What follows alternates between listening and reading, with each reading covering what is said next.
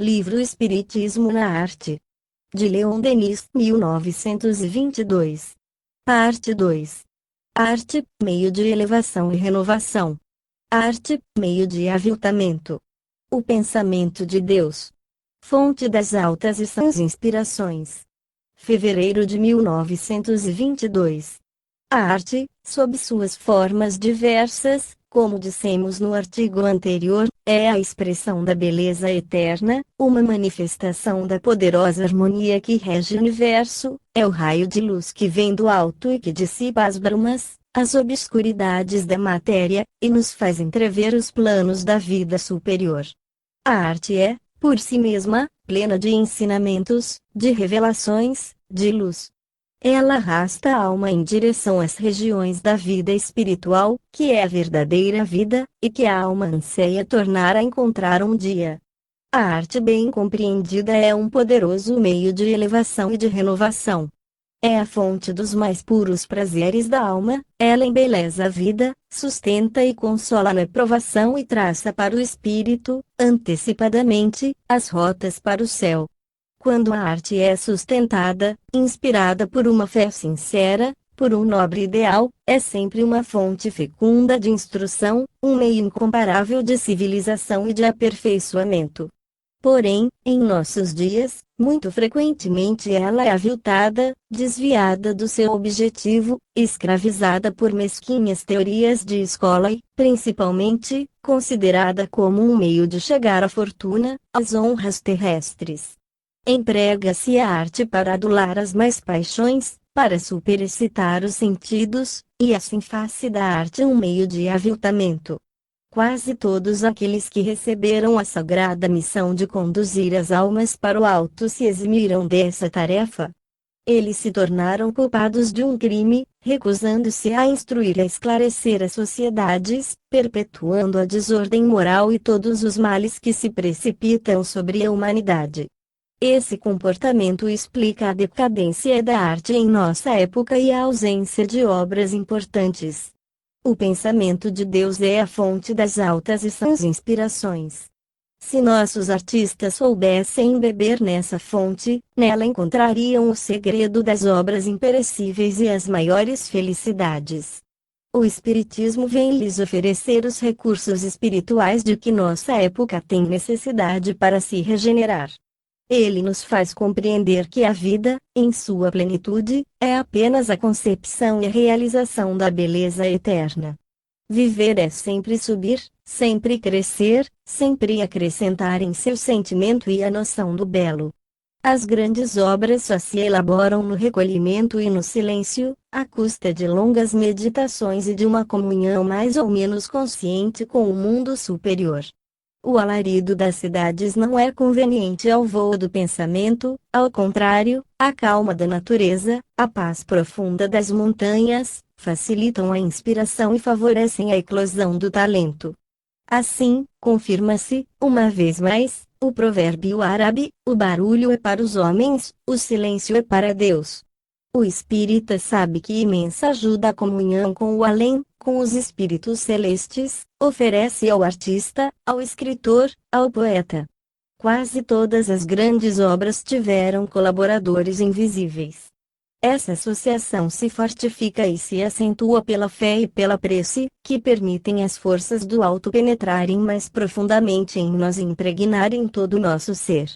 Mais do que qualquer outro, o espírita sente as correntes poderosas que passam sobre as frontes pensativas e inspiram ideias, formas, harmonias, que são como os materiais dos quais o gênio se utilizará para edificar sua maravilhosa obra.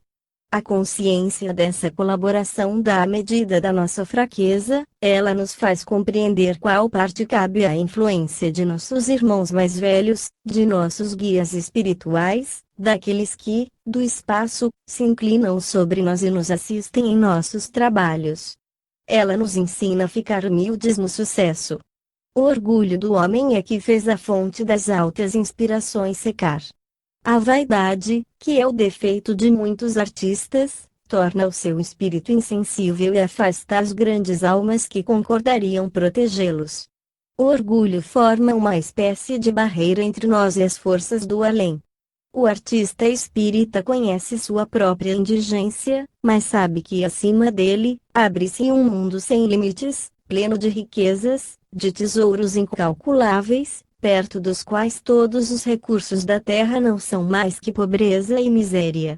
O espírita também sabe que esse mundo invisível, se ele souber tornar-se digno dele, purificando seu pensamento e seu coração, pode tornar mais intensa a ação do alto, fazê-lo participar de suas riquezas pela inspiração e pela revelação e delas impregnar as obras que serão como um reflexo da vida superior e da glória divina. A inspiração e a evolução da arte e do pensamento.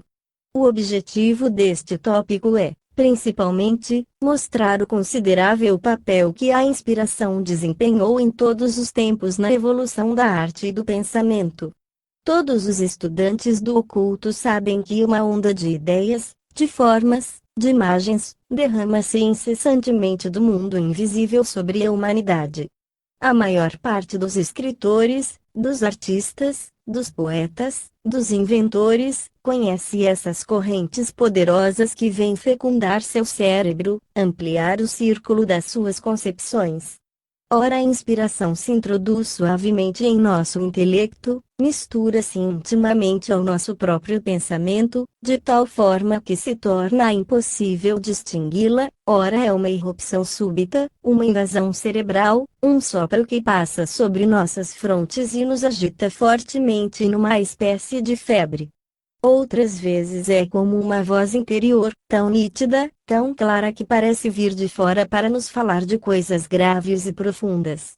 Uma corrente de forças e de pensamentos agita-se e rola em torno de nós, buscando penetrar nos cérebros humanos dispostos a recebê-los, a assimilá-los, a traduzi-los sob a forma e a medida de suas capacidades, de seu grau de evolução. Uns o exprimem de uma forma mais ampla, outros, de forma mais restrita, de acordo com suas aptidões, com a riqueza ou a pobreza das expressões que lhes são familiares e os recursos de sua inteligência.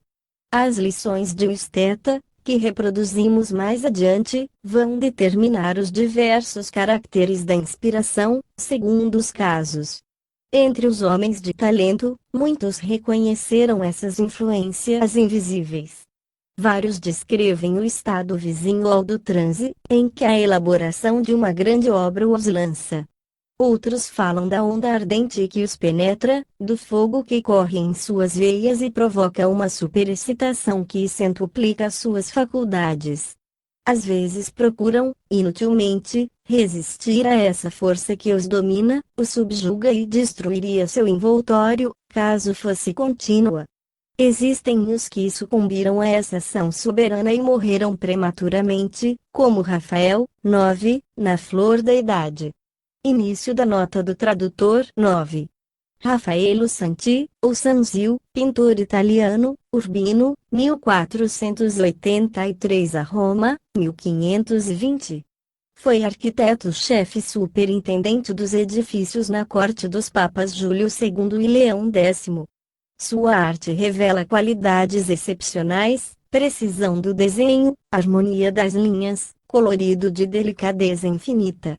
Apesar de ter morrido jovem, deixou várias obras-primas que lhe deram a reputação de o maior pintor de todos os tempos, segundo o dicionário Kogan-Larousse.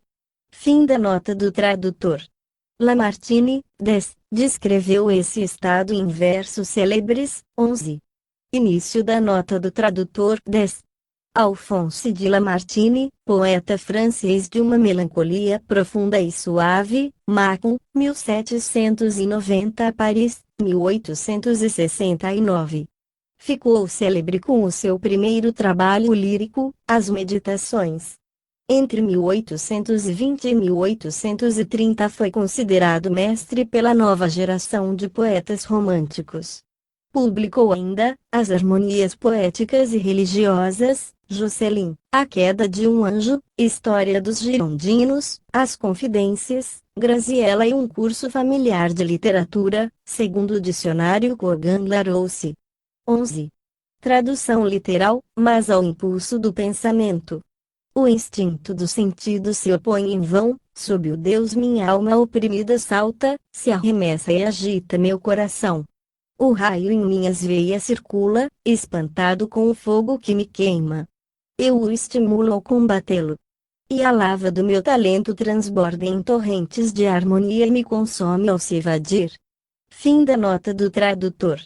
Mais a lessor de la pensée l'instinct de senso pose en vain, sous le dieu mon ame oppressé bondit, se lanciet bat mon sein. La foudre en mes veines circule, et on est du feu qui me brûle. Je l'irrite en le combattant. Et la lave de mon gene déborde em torrentes d'harmonia et me consume em s'échappant, meditations poétiques. Romain Rolland, 12, descreve, nestes termos, o caso especial de Miguel Ângelo, 13, Revue de Paris, 1906, e Cahiers de la Quinzaine. Início da nota do tradutor 12. Romain Rolland, escritor francês, Clamecy, 1866 a Vézelay, 1944. Autor de uma obra que exalta o ideal de uma energia sem violência. Escreveu, acima da confusão, Danton, o 14 de julho, Beethoven, Colas Breugnot, Jean-Christophe, A Alma Encantada. Recebeu o Prêmio Nobel em 1915, segundo o dicionário Kogan-Larousse. 13. Michelangelo Buonarroti, pintor, escultor, arquiteto e poeta italiano, Caprese, Toscana, 1475 a Roma, 1564. Ninguém igualou a originalidade e a força de suas concepções. Suas obras são admiradas pela diversidade ao mesmo tempo em que pelo caráter grandioso. Deve-se-lhe a cúpula da Basílica de São Pedro do Vaticano, o túmulo de Júlio II, o Cristo carregando a cruz, Davi, Moisés, os afrescos da Capela Sistina, a criação do mundo, o juízo final, a Pietà e muitas obras-primas, segundo o dicionário Kogan-Larousse. Fim da nota do tradutor. A força do talento que provém do Deus oculto não se manifesta mais claramente senão em um homem sem vontade, como Miguel Ângelo. Jamais um homem foi sua presa dessa forma. Esse talento não parecia da mesma natureza que ele, era um conquistador, que havia se lançado sobre ele e o mantinha escravizado. Sua vontade não tinha nenhum poder e quase se poderia dizer, nenhum poder tinham seu espírito e seu coração. Era uma exaltação frenética, uma vida formidável em um corpo e uma alma muito fracos para contê-las. Encontra-se em Goethe, 14, Cartas a uma Criança, os seguintes detalhes sobre Beethoven, 15. Início da nota do tradutor 14.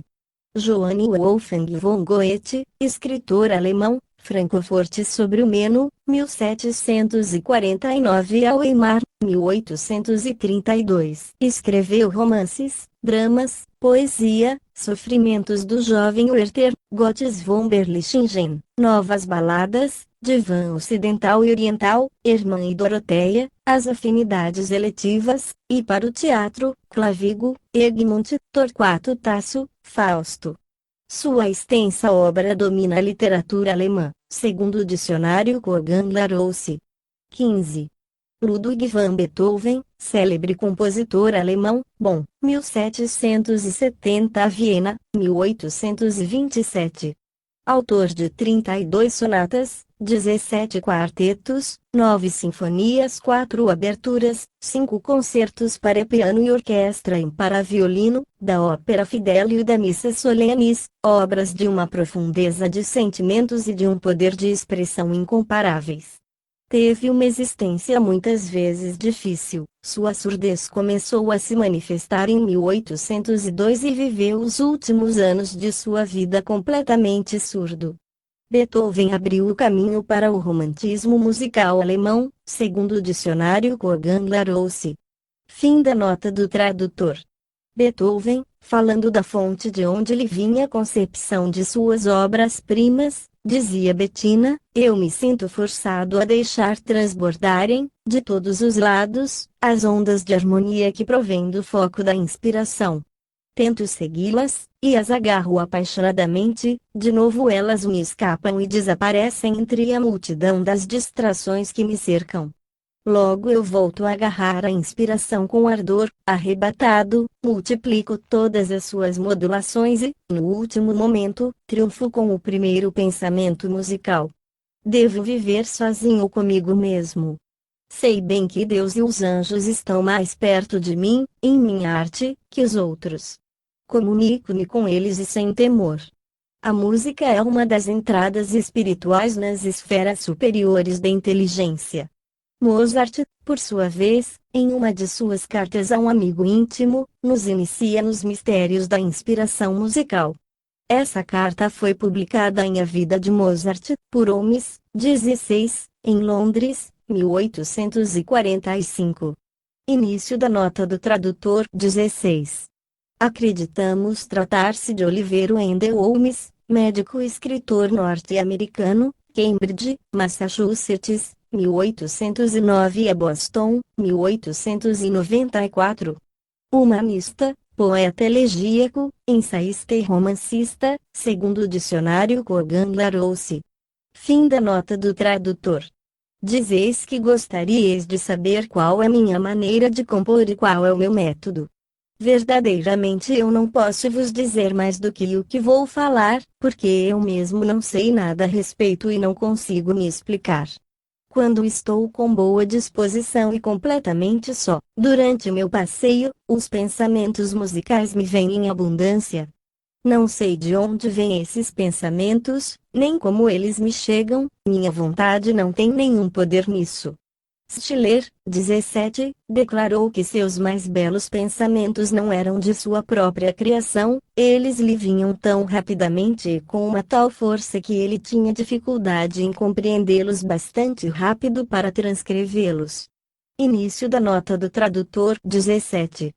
Friedrich von Schiller, escritor alemão, Marbach, 1759 a Weimar, 1805. Escreveu Os Bandoleiros, A Conjuração de Fiesco, Dom Carlos, Wallenstein, Maria Stuart, A Donzela de Orleans, Guilherme Tell, entre outras importantes obras, segundo o dicionário Corgan-Larousse. Fim da nota do tradutor. Michelet, 18, também parece estar, em certas horas, sob o domínio de algum poder incomum. Falando da sua história da Revolução Francesa, ele diz. Início da nota do tradutor 18. Jules Michelet, escritor e historiador francês, Paris, 1798 Aieres, 1874. Liberal, professor do Colégio de França, foi, a partir de 1840, adversário do governo. Escreveu História da França, História da Revolução Francesa, A Mulher, o Mar e também um diário, segundo o dicionário Corgan-Larousse. Fim da nota do tradutor. Jamais, desde a minha Virgem de Orleans, eu havia recebido semelhante emanação do alto, uma visita tão luminosa do céu. Inesquecíveis dias, quem sou eu para tê-los narrado? Eu ainda não sei, e não saberei jamais, como pude reproduzi-los. A incrível felicidade de reencontrar isso tão vivo, tão abrasador, após 60 anos, encheu-me o coração de uma alegria heróica. O poder da inspiração se traduz de uma maneira mais sensível ainda em Henri Heine, 19. Eis o que ele dizia no prefácio de sua tragédia William Radcliffe. Início da nota do tradutor 19. Heinrich Heine, escritor alemão, Düsseldorf, 1797 a Paris, 1856. Escreveu, entre outras obras, Intermezzo lírico, livro de canções, romanceiro, melodias hebraicas, imagens de viagem, escritas em alemão e em francês, e o Rabino de Masherach, segundo o dicionário Corgan-Larousse. Fim da nota do tradutor. Escrevi William Radcliffe em Berlim, enquanto o sol iluminava com seus raios, antes enfadonhos, os tetos cobertos de neve e as árvores desprovidas de suas folhas, eu escrevia sem interrupção e sem fazer rasuras. Sempre escrevendo, parecia que eu ouvia, acima da minha cabeça, como que um barulho de asas. Poderíamos multiplicar as citações do mesmo gênero, e nelas veríamos que a inspiração varia segundo as naturezas. Em uns, o cérebro é como um espelho que reflete as coisas escondidas e envia suas radiações sobre a humanidade. Sob 1000 formas, ela penetra os sensitivos e se impõe. Comportamento de outros espíritos diante de um esteta. As duas lições de o esteta que vamos ler têm por assunto a inspiração, considerada em sua causa e em seus efeitos gerais, tanto na Terra como no espaço. Em nossas reuniões, essas lições prosseguem com regularidade a cada semana, porém, ainda ignoramos o nome e a personalidade verdadeira do seu autor. No entanto, observamos que os espíritos familiares do nosso grupo afastam-se com respeito e apenas se calam diante dele. O guia do médium vem, após a partida de o esteta, e nos diz algumas palavras de amizade e de encorajamento, declarando-se acanhado pela superioridade e radiação desse grande espírito.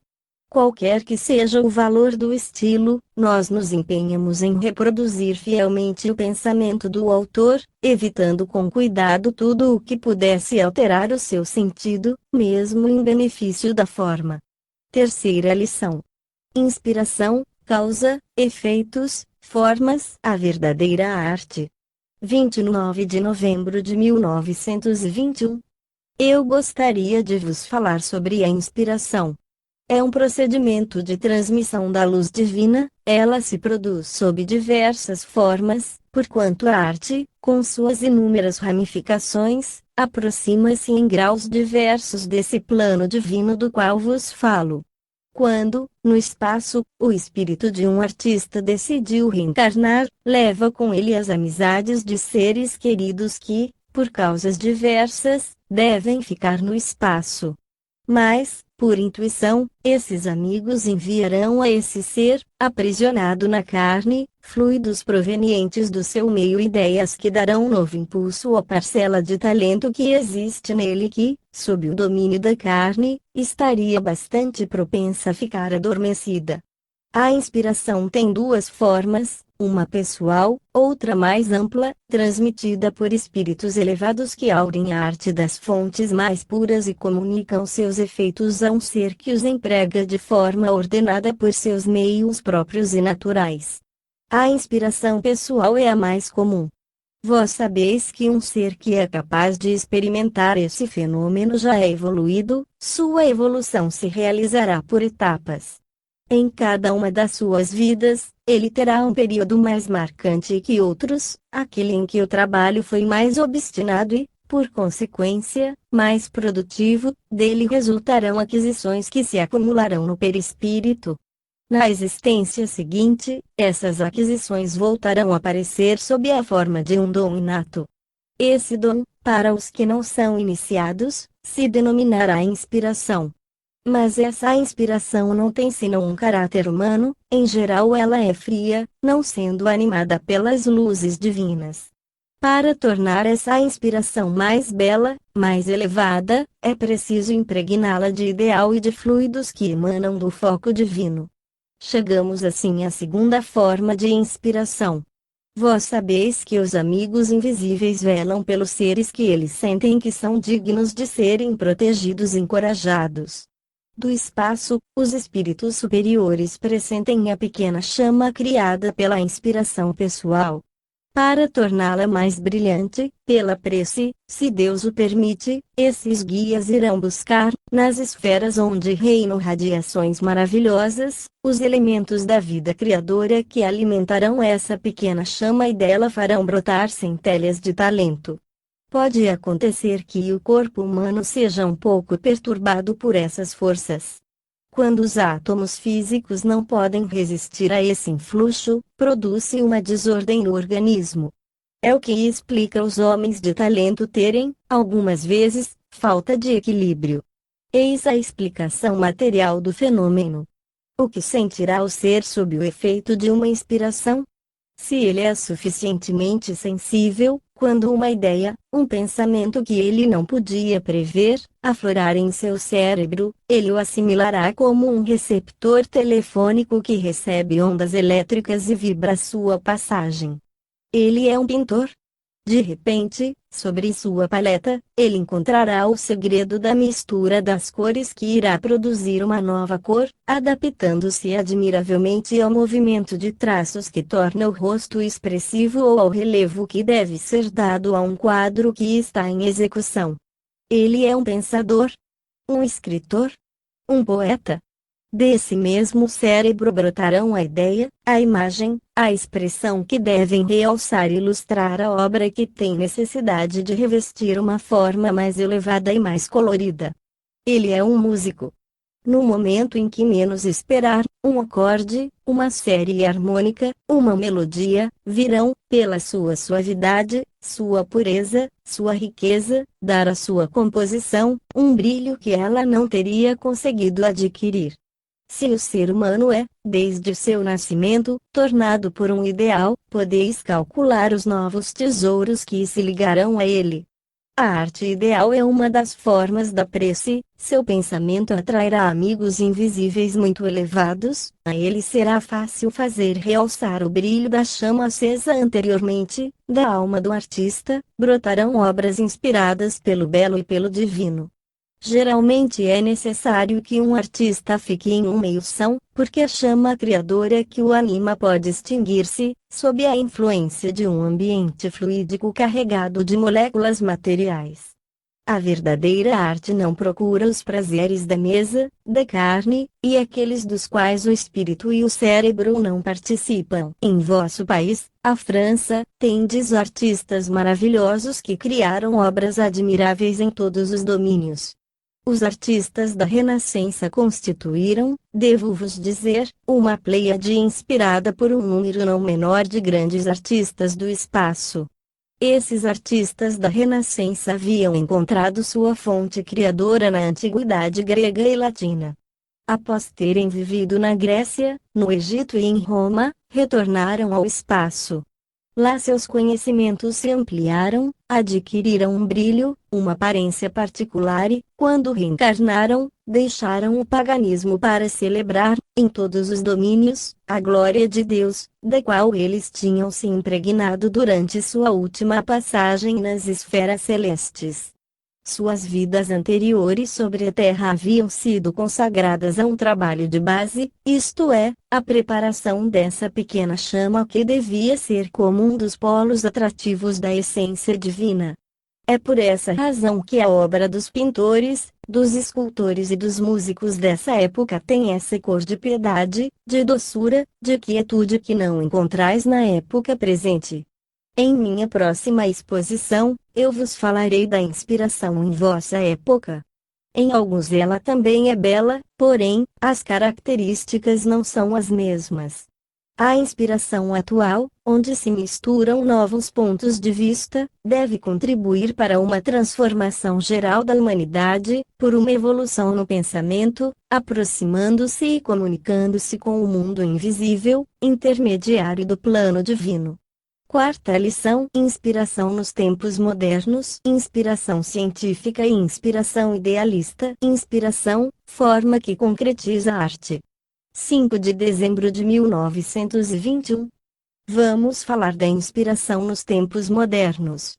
Vós ides compreender que há 3 grandes etapas: iniciação, trabalho e progressão. O desabrochar, parcial sobre os mundos, é completo no espaço. Vimos nossos artistas fazerem sua iniciação na antiguidade, seja na Grécia, no Egito ou em Roma. De volta ao espaço, esses seres amadureceram e aproveitaram as qualidades adquiridas em uma ambiência material, retornando à Terra, em uma outra encarnação, eles trouxeram seu ideal da época da Renascença, depois esse ideal se expandiu, um século mais tarde, nas letras, nas artes e na arquitetura. Eu quero falar do século de Luís XIV. Tendo esses espíritos retornado ao espaço, durante um tempo bastante longo, a inspiração em geral foi apenas medíocre no século XVIII e latente no XIX. Em que consiste a inspiração em nossa época? Os espíritos, imbuídos das belas obras rebuscadas sobre a terra e no espaço, e que estão atualmente desencarnados, retornarão no momento em que a arte e o espírito, divinizados, deverão reflorir de uma forma mais intensa.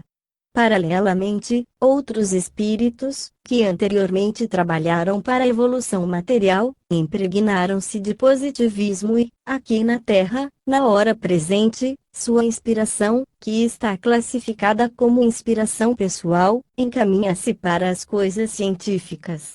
Mas o grupo de artistas idealistas que fica no espaço busca iluminar com uma luz divina esses seres que têm belas qualidades, sob o ponto de vista do trabalho, e que devem fazer surgir a centelha da ciência.